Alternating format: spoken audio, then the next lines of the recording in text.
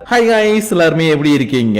இன்னைக்கு நம்ம தி டெவிலிஸ் part timer season 1 episode 12 தான் பார்க்க போறோம். அதனால இதுக்கு முன்னாடி இருக்கக்கூடிய எபிசோட்ஸ் யாராச்சும் பார்க்கலனா ப்ளீஸ் போய் செக் பண்ணிட்டு வந்துருங்க. அப்பதான் இந்த எபிசோட்ல இருக்கக்கூடிய ஸ்டோரியை உங்களால தெளிவா புரிஞ்சுக்க முடியும். அதனால பார்க்காதவங்க போய் பார்த்துட்டு வந்துருங்க. அப்புறம் அப்படியே நம்ம சேனலுக்கு யாராச்சும் சப்ஸ்கிரைப் பண்ணா இந்த வீடியோ பார்த்துக்கிட்டு இருக்கீங்கன்னா ஒரு பிரச்சனையும் கிடையாது. எப்பயும் போல இந்த வீடியோவை பார்த்து முடிச்சுட்டு நம்ம சேனல்ல இருக்கக்கூடிய மத்த வீடியோ எல்லாத்தையும் ஒரு தடவை செக் பண்ணி பாருங்க. அப்போ உங்களுக்கு பிடிச்சிருந்தா மட்டும் சப்ஸ்கிரைப் பண்ணி பெல் ஐகான் ஆல்ல வச்சுக்கோங்க. அது கூட சேர்த்து நீங்க சோஷியல் மீடியால நம்மள ஃபாலோ பண்ற மாதிரி இருந்தாலும் கீழே டிஸ்கிரிப்ஷன்ல லிங்க் கொடுத்திருக்கேன், அதை யூஸ் பண்ணி ஃபாலோ பண்ணிக்கோங்க.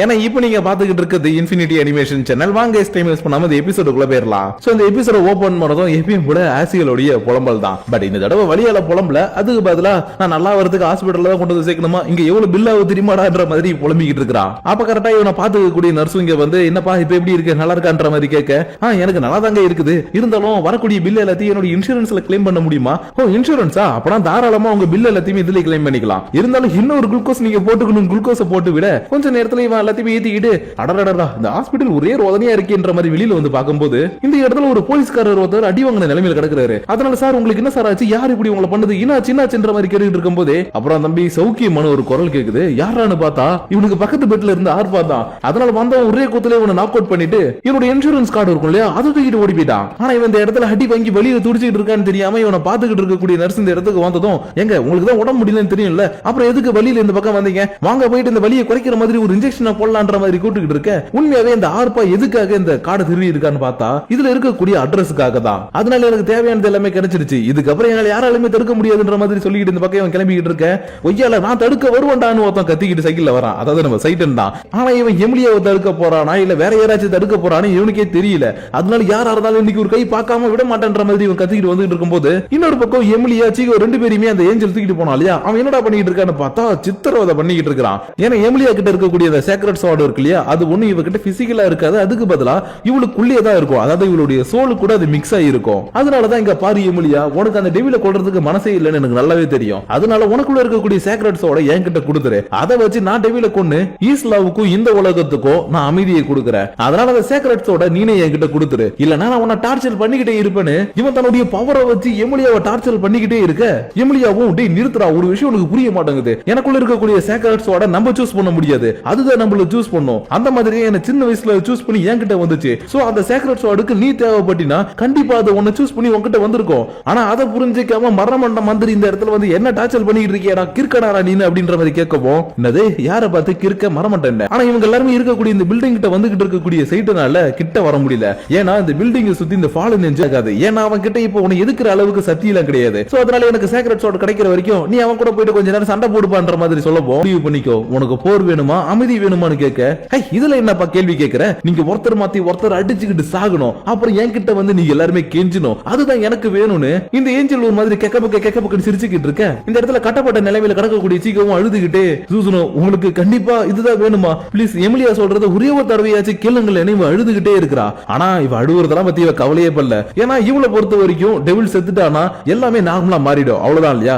அதனாலதான் அவ சாகணும், அதுக்காக நான் என்ன வேணா பண்ணுவேன், ஏன் உங்களுடைய வீர கூட நான் பலி கொடுப்பேன்னு இவத்தனுடைய வெப்பனை எடுத்துக்கிட்டு கொல்றதுக்காக போகும்போது கண்ணீர் விட்டுக்கிட்டே போக, இந்த பக்கம் நம்ம சைட்டனும் பேரியரா சரி ஓகே இதை உடைக்கிறது பெரிய விஷயம் கிடையாதுன்னு இவங்கிட்ட இருக்கக்கூடிய கடைசி கொஞ்சம் மேஜிக் யூஸ் பண்ணி மொத்தமா அந்த பேரியரை உடைச்சிட்டான். பட் இப்ப இவன் அட்டாக் பண்றதுக்காக ஒருத்தி வந்துட்டு இருக்கா இல்லையா, அதனால அவ வரத பார்த்ததும் ஐயோ இவ இங்க வரான்ற மாதிரி ஜம்ப் பண்ணி எட்ட போக வந்தவளும் மாசான ஒரு என்ட்ரி கொடுக்குறா. ஆனா என்ன சைட்டன் தான் இங்க உடைஞ்சு போன சைக்கிளை பார்த்துட்டு கதறிக்கிட்டு இருக்கா. ஏன்னா ஆல்ரெடி ஒரு சைக்கிளை லூசிபர் வீணாக்குனா, இப்போ ஒரு சைக்கிளை இவ உடைச்சு போட்டா இல்லையா. அதனாலதான் இவன் கொல்ல வந்ததை கூட நினைச்சு கவலைப்படாம, நான் கஷ்டப்பட்டு வாங்கின சைக்கிள் ட்ரீ அது அசால்ட்டா அடிச்சு உடைச்சிட்டே, உனக்கு மனசாட்சி இல்ல, இவர் நீ என்ன புரியும் எனக்கு தெரியாது, என்னுடைய சைக்கிளை உடைச்சதுக்காக நீ தான் புது சைக்கிள் வாங்கி தரணுன்ற மாதிரி சொல்லிக்கிட்டு இருக்கும் போதே, வாய முறா இன்னைக்கு நான் உன கொல்லாம விட மாட்டேன்னு இவன் சைட்டனை அட்டாக் பண்றதுக்காக துரத்துனாலும் சைட்டன் மேல ஒரு கீரல் கூட படல. ஏன்னா சைட்டன் கிட்ட பவரே இல்ல. ஏய் சைட்டன் எதுக்குடா இப்படி பண்ற, உனக்கு மண்டையில ஏதாவது அடிபட்டுச்சுன்ற மாதிரி கேட்கவும், எனக்கு மண்டையில அடிபடல, உனக்கு தான் ஒண்ணு புரிய மாட்டேங்குது. ஏன்னா என்ன மாதிரி கடையில ஒர்க் பண்றவங்களுக்கு எல்லாம் அந்த கடைக்காரங்களே தான் யூனிஃபார்ம் கொடுப்பாங்க, அதுவும் வருஷத்துக்கு ஒண்ணே. அதனாலதான் நம்ம சண்டை போடும்போது தேவையில்லாம இந்த Dress கிழிஞ்சிடுச்சுன்னா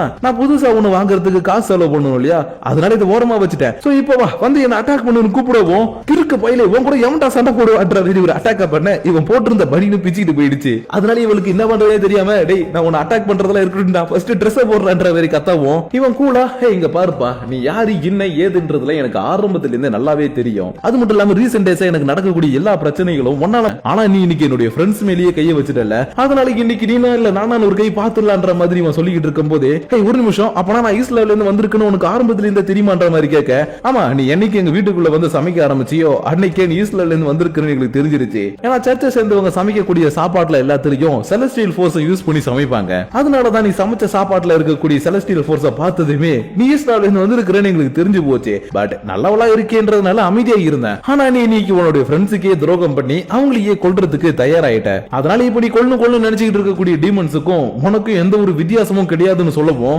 இவளுக்கு கோவம் எக்கச்சக்கமா வந்து என்ன அப்படி சொல்லாதுன்னு செம வேகமா வந்து ஒரு அட்டாக் பண்றா. இந்த அட்டாக்ல லைட்டா சைட்டனுக்கு ஒரு அடி விழுந்திருக்கும். ஏன்னா இவங்க கிட்ட இருந்த மொத்த பவர் இந்த பேரியரை உடைக்கிறதுக்காக யூஸ் பண்ணா இல்லையா, அதனால என்னடா அது எல்லா பவரையும் இப்படி நம்ம வேஸ்ட் பண்ணிட்டோமேன்ற மாதிரி அவன் புலம்பிக்கிட்டு எழுந்துகிட்டு இருக்க. ஹே சைட்டன், உன்னால அவனை தோக்கடிக்க முடியாதுன்னு இவ்வளவு நேரமா இவனை அட்டாக் பண்ணணும் கொல்லணும்னு நினைச்சிட்டு இருந்தவ அமைதியா இவங்கிட்ட வந்து பேச ஆரம்பிக்கிறா. ஏன்னா இவளுக்கு உண்மையாவே யாருமே கொல்றது சுத்தமா பிடிக்கவே இல்ல.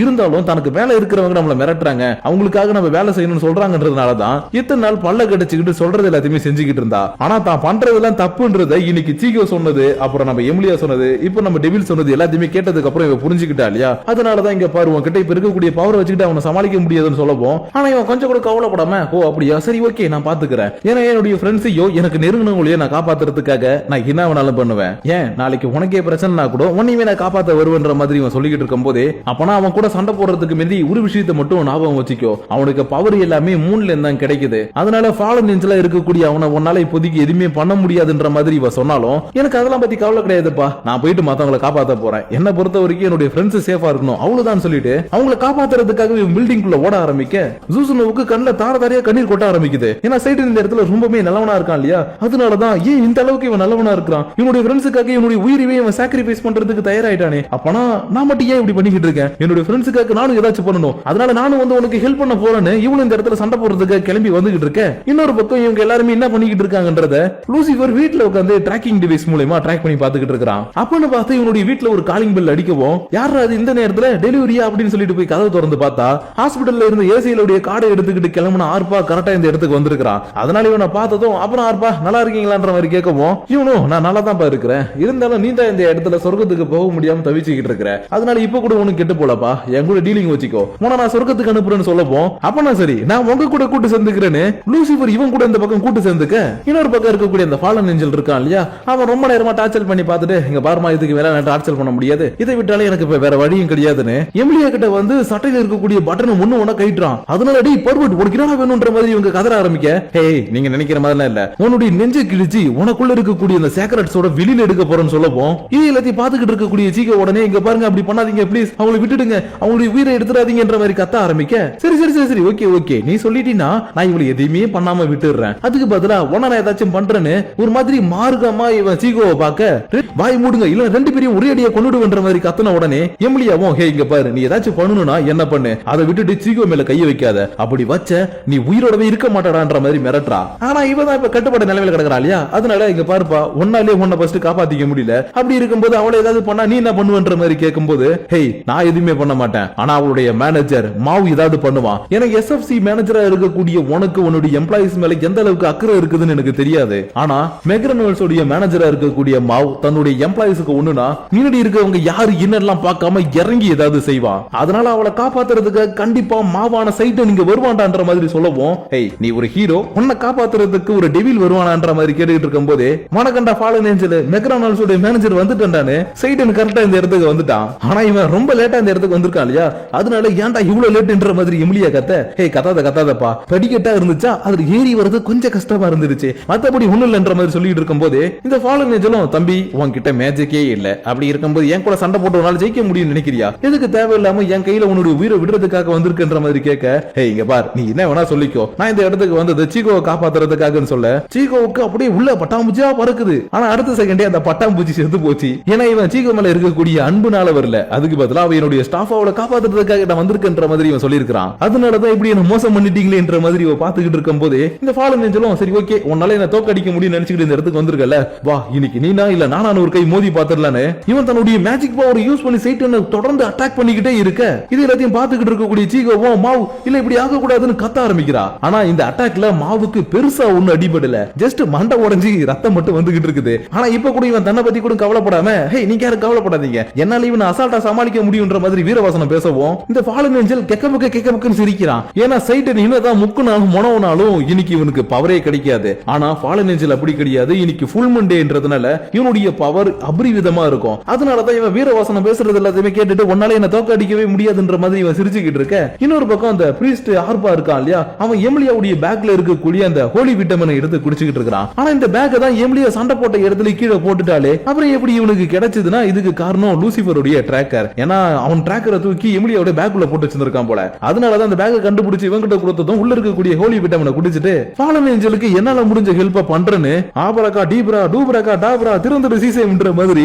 இவன் ஈஸ்லாவுல இருக்கக்கூடிய ஏதோ ஒரு மந்திரத்தை இந்த இடத்துல போட ஒரு போர்ட்டல் மூலியமா ரொம்ப தூரத்துல இருந்த மூணு பூமிக்கு ரொம்ப கிட்டத்துல கொண்டு வந்துட்டான். ஏன்னா ஃபாலன் ஏஞ்சலுக்கு நிலாவுல இருந்து சக்தி கிடைக்கிறது மட்டும் இல்லாம அந்த நிலா எந்த அளவுக்கு பக்கத்துல இருக்குதோ அந்த அளவுக்கு பவர் இன்னும் அதிகமாகும். அதனாலதான் சைடனை கொல்றதுக்காக நிலாவை தன்னால முடிஞ்ச அளவுக்கு ரொம்ப பக்கத்துல கொண்டு வர இதை பார்த்துட்டு ஃபாலன் ஏஞ்சலும் மவனே இன்னைக்கு நீ செத்தடான்னு இவனுடைய மொத்த பவரையும் திரட்டி சைடனை உரியடியா கொல்றதுக்காக ரெடியாக இது எல்லாத்தையும் இன்னொரு பக்கத்துல இருந்து பார்த்துட்டு சூசனோ கொஞ்சம் கவலைப்படுறா. ஆனா இவளுக்கு பக்கத்துல லூசிபர் வந்து உட்காந்துட்டு ஏய் கவலைப்படாத எல்லாமே இன்னைக்கு நம்மளுக்கு சாதகமா தான் நடக்க போகுதுன்ற மாதிரி சொல்லவும் கொஞ்சம் கொஞ்சமா சைட்டனுக்கு பவர் வர ஆரம்பிக்குது. ஏன்னா நிலாவை இவ்வளவு பக்கத்துல கொண்டு வந்தா உலகத்துல இருக்கக்கூடிய மக்கள் எல்லாருமே பயப்படுவாங்க இல்லையா, அதனாலதான் மக்களுடைய பயத்தால சைட்டனுக்கு இந்த பக்கம் பவர் ஏறிக்கிட்டே இருக்க இந்த ஃபாலன் ஏஞ்சல் பைபிளுக்கு இங்க என்ன நடக்குதுன்னு சுத்தமா தெரியல. அதே மாதிரி தான் ஃபாதர் ஆர்பாவும் எப்பா லூசிபர் என்னப்பா நடக்குதுங்கன்ற மாதிரி கேட்கும்போது ஓ நீங்க என்ன நடக்குதுன்னு தெரிஞ்சுக்கணும் இல்லையா, சரி ஓகே உங்ககிட்ட இருக்கக்கூடிய பேக்கை என்கிட்ட கொடுங்களேன். ஓகே இந்த வச்சுக்கோ, எதுக்கு இதை நீ வாங்குற? ஒண்ணும் இல்ல எமிலியாவுக்கு இந்த பேக்னா ரொம்ப பிடிக்கும் அதனாலதான் அவங்க கிட்ட இதை திரும்பி கொடுக்கறதுக்காக வாங்கிக்கிட்டேன்ற இல்லையாடா இவனை கேட்கறதுக்குள்ளே லூசிபர் ஒரு அடி அடிச்சு இவனை நாக் அவுட் பண்ணிட்டு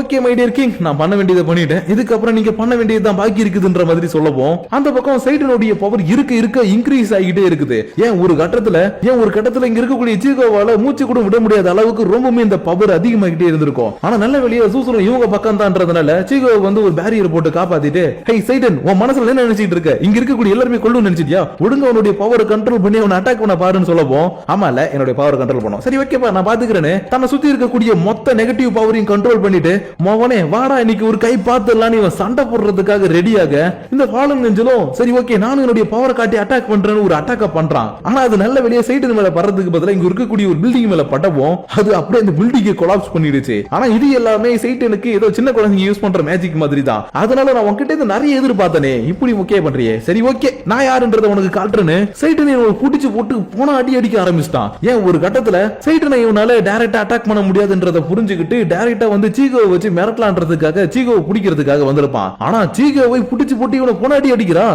என்னடான்னு பார்த்தா இந்த இடத்துல சீகோவுடைய உருவத்துல இருந்ததே சைட்டன் தான். அது மட்டும் இல்லாம இவங்க சண்டை போட்டுட்டு இருக்கும் போதே எமிலியா லைட்டா ஜஸ்ட் மிஸ்ல பறந்து போய் கீழே விட போகவும் ஐயோ போச்சேன்னு போயிட்டு டக்குன்னு சைட்டன் பிடிச்சிட்டு ஓகே உன்னை நான் காப்பாத்திட்டேன்னு சொல்லவும் இந்த ஹீரோ எமிலியாவை கே பண்ணியிருந்தான் ஹீரோ இப்படின்னு இவ சொல்லிக்கிட்டு இருக்கா. ஆனா சைட்டன் வாயை வச்சுக்கிட்டு சும்மா இல்லாம எமிலியா நீ க்ளோஸ் பண்ண வேண்டியதை க்ளோஸ் பண்ணா நல்லா இருக்கும்னு சொல்ல சாரி நான் க்ளோஸ் பண்ணிக்கிறேன் பட் இதை நீ பாத்துருக்க கூடாது கண்ணத்துல ஒண்ணு போலார்னு வச்சுட்டா. ஆனா இது எல்லாத்தையும் அடி வாங்கி கிடக்கக்கூடிய ஃபாலன் ஏஞ்சல் பார்த்துட்டு பொறுக்க முடியாம டேய் எனக்கு மட்டும் அந்த சீக்ரெட் ஸ்வார்ட் கிடைச்சிருந்தது கண்டிப்பா நான் உன்னை தோக்கடிச்சிருப்பேன்ற மாதிரி கத்திக்கிட்டே இருக்க ஓ உனக்கு லெஜெண்டரி ஸ்வார்ட் வேணுமா அப்பனா சரி ஓகே உண்மையான லெஜெண்டரி ஸ்வார்ட்னா என்னன்றதை நான் காட்டுறேன்னு சைட்டன் தன்னுடைய லெஜெண்டரி ஸ்வார்டை எடுக்க ஐயோ ஆத்தாடி இது நீ இவ்வளவு பெருசா இருக்குது கடவுளே என்னுடைய கடைசி காலம் என்னுடைய கண்களுக்கு தெரிகிறது அதனால என்னை மன்னித்து விடுங்கன்ற மாதிரி மன்னிப்பு கேட்க டேய் என்னால உனக்கு மன்னிப்பு தர முடியாதுடா ஏனா I am not a god I am a devil king இப்படின்னு சைட்டன் தன்னுடைய லெஜெண்டரி ஸ்வார்டை வச்சு தன்னுடைய உண்மையான டெவில் ஃபார்ம்ல இவன் ஒரு போட இவனுடைய பாதி உடம்பு தரைக்குள்ள போயிடுச்சு. அது மட்டும் இல்லாம இந்த பிரச்சனை எல்லாமே முடியறதுக்குள்ள மறுநாள் காலையிலே விடிஞ்சிருச்சு. ஆனா இப்படி விடிஞ்சதுக்கு அப்புறமேட்டு தான் சைட்டனுக்கு தெரியுது தன்னுடைய யூனிஃபார்ம் காணா போயிருக்குதுன்றது. அதனால என்னுடைய யூனிஃபார்ம் காணா போச்சுன்ற மாதிரி இந்த இடத்துல இவன் வருத்தப்பட்டுக்கிட்டு இருக்க அது உன்னுடைய ஃபால்ட் பண்ற மாதிரி எமிலியா அவனை லைட்டா கலாய்க்கவும் ஒரு நிமிஷம் என்ன கலாய்க்கிறது இருக்கட்டும் உங்களை காப்பாத்தினது நான் தான் அதனால ஒரு தேங்க்ஸ் ஆக சொன்னீங்களான்ற மாதிரி கேட்க இருக்க சுத்தி இருக்கக்கூடிய எல்லாரும் நீங்க அவர்கிட்ட தேங்க்ஸ் கேட்கணும் இவளை வச்சு காமெடி பண்ண ஆரம்பிச்சிட்டாங்க. ஆனா இதெல்லாம் விட பெரிய காமெடி என்னன்னா ஹாஸ்பிடல்ல இருந்த ஆசில் இப்பதான் கரெக்டா இந்த இடத்துக்கு வந்து அரசே நீங்க கவலைப்படாதீங்க யார கொல்லணும்னு சொல்லுங்க நான் பாத்துக்கிறேன்ற மாதிரி கத்திக்கிட்டு இருக்க. ஆனா பாவி அவ வீடியோ பார்த்து லைக்க போட்டுட்டு கமெண்ட போட்டு ஷேர் பண்ணிட்டு போயிட்டான்டா. இப்பதான் நீ இந்த இடத்துக்கு சண்டை போறதுக்கே வந்திருக்கேன்ற மாதிரி இவனை கத்தவும் ஐயோ போச்சு அரசே என்ன மன்னிச்சிருக்கேன்னு மன்னிப்பு கேட்டுட்டு இருக்க. இன்னொரு பக்கம் லூசிபர் அந்த பிரீஸ்ட் ஆர்பா இருக்கான் இல்லையா அவனை கட்டி போட்டு வச்சுக்கிட்டு எனக்கு சொர்க்கத்துக்கு போனோம்னு ஆசையே இல்ல ஏன்னா என்னுடைய சொர்க்கம் லேப்டாப்பிங் இருக்கும் போது அதை விட்டுட்டு நான் எதுக்குடா சொர்க்கத்துக்கு போனோம் ஆனா என்ன இப்ப எனக்கு செம்மையா பசிக்குது வீட்டுக்கு போனா நல்லா இருக்கும் சோ போயிட்டு சாப்பிடலாமா அப்படின்னு கேட்கும் போதே அப்படியே இந்த இடத்துல இந்த எபிசோட முடிக்கிறாங்க. சோ கைஸ் நீங்க நம்ம பார்த்த இந்த எபிசோட் கண்டிப்பா உங்களுக்கு பிடிச்சிருக்குமான்னு எனக்கு தெரியலங்க. ஏன்னா இத்தனை நாள் எபிசோடு எல்லாமே பாத்தீங்கன்னா ரொம்ப ஸ்லோவா ஸ்டோரி ஏதோ காமெடி பண்ற மாதிரி வந்துட்டு இருந்தது. ஆனா கடைசி எபிசோட்ல தான் அந்த டெவில் ஃபார்மை வச்சு ஒரு பக்காவான ஒரு ஃபைட்டை காட்டினாங்க. ஆனா அதுவுமே பெருசாலாம் காட்டல, ஜஸ்ட் டெவில் வெளில வந்துச்சு போட்டுச்சு அப்படின்ற மாதிரி தான் காட்டினாங்க. ஏன்னா இந்த அனிமையை பொறுத்த வரைக்கும் இது ஒரு காமெடி ஃபேமிலி அனிமே, அதனால இதுல அதிகமா அந்த கோர் வயலன்ஸ் எல்லாம் காட்ட மாட்டாங்க. ஏன் செகண்ட் சீசன்ல இது கிடையாது, பட் செகண்ட் சீசன்ல உங்களை எங்கேஜ் பண்ற அளவுக்கு ஒரு விஷயம் இருக்குது. அதாவது அலாஸ் ராமோஸ் அந்த குட்டி குழந்தை தான், அவ நல்லாவே எங்கேஜ் பண்ணி அந்த சீசனை ஃபுல்லாவே கூட்டிட்டு போவா, நல்லா காமெடியா இருக்கும். இன்னும் உங்களுக்கு புரியுற மாதிரி சொல்லணும்னா இந்த சீசன்ல இருந்த அந்த கொஞ்சம் காமெடி இருக்கு இல்லையா, அதை விட இதுக்கப்புறம் வரப்போற ரெண்டாவது சீசன்ல காமெடி தூக்கலாவே இருக்கும். ஆனா அதை பாக்குறதுக்கு முன்னாடி நடுவுல ஒரு எபிசோடு இருக்குது, அதாவது ஓவியன்னு சொல்லுவாங்க, அதை இவங்க எபிசோடாவே கன்வெர்ட் பண்ணி 13th எபிசோட் அபிஷியலா கொடுத்துட்டாங்க. சோ அந்த ஓவியவை இந்த வீடியோ முடிஞ்சதுக்கு அப்புறம் சரியா ஒரு அரை மணி நேரத்துல நான் அப்லோட் பண்ணிருப்பேன். சோ அதையும் பார்த்து ஜாலியா என்ஜாய் பண்ணுங்க. ஆனா அதுக்கு முன்னாடி இந்த வீடியோ பத்தின உங்களுடைய பர்சனல் தாட்ஸ் அண்ட் வியூஸ் மறக்காம கீழ இருக்கக்கூடிய லைக் ஷேர் பட்டனை தட்டி விட்டுட்டு அதுக்கும் கீழ இருக்கக்கூடிய கமெண்ட் செக்ஷன்ல கமெண்ட் பண்ணுங்க. அப்படி நீங்க பண்ணக்கூடிய அந்த கமெண்ட்ஸோட சேர்த்து உங்களை நான் நெக்ஸ்ட் எபிசோட வந்து மீட் பண்ற வரைக்கும் உங்களிடமிருந்து விடைபெறுவது உங்கள் நான்.